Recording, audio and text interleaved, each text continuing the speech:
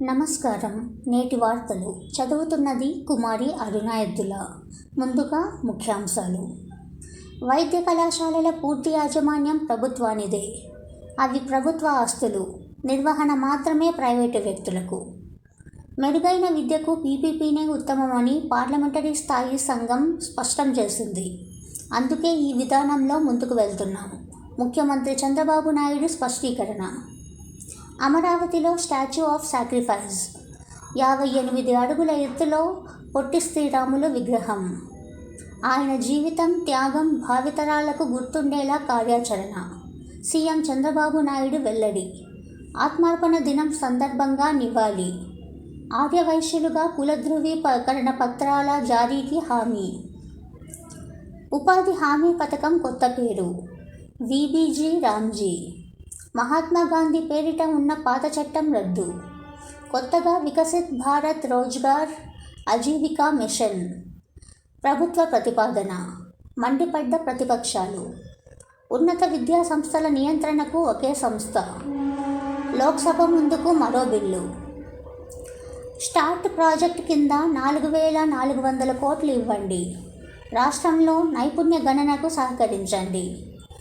Visakha skill సెంటర్తో దేశవ్యాప్తంగా ప్రయోజనం. కేంద్ర మంత్రులకు మంత్రి లోకేష్ వినతులు. ధర్మేంద్ర ప్రధాన్, అశ్విన్ వైష్ణవ్, జయంత్ చౌదరిలతో భేటీ. రాష్ట్రంలో 6 జోన్లు, 2 మల్టీ జోన్లు. 26 జిల్లాల ఆధారంగా గెజెట్ నోటిఫికేషన్. రఘురామను ఎందుకు కొట్టారు? ఎవరు కొట్టమన్నారు? కస్టడీలోకి ముసుగు ధరించి వచ్చిందెవరు? వారిని పంపిందెవరు? పివి సునీల్ కుమార్పై విచారణాధికారి ప్రశ్నల వర్షం. అన్నింటికీ ముక్తసరి సమాధానాలే. ఉగ్రవాదులు తండ్రి కుమారులే.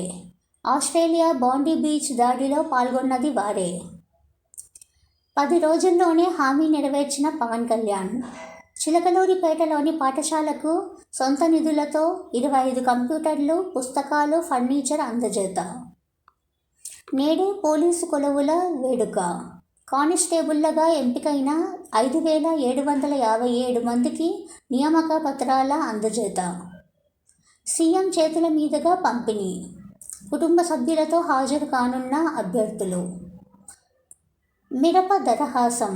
డబ్బీ బ్యాడిగ రకం క్వింటాలు 71,000 రూపాయలు. సూట్ కేసులో ఆరోగ్య రహస్యాలు.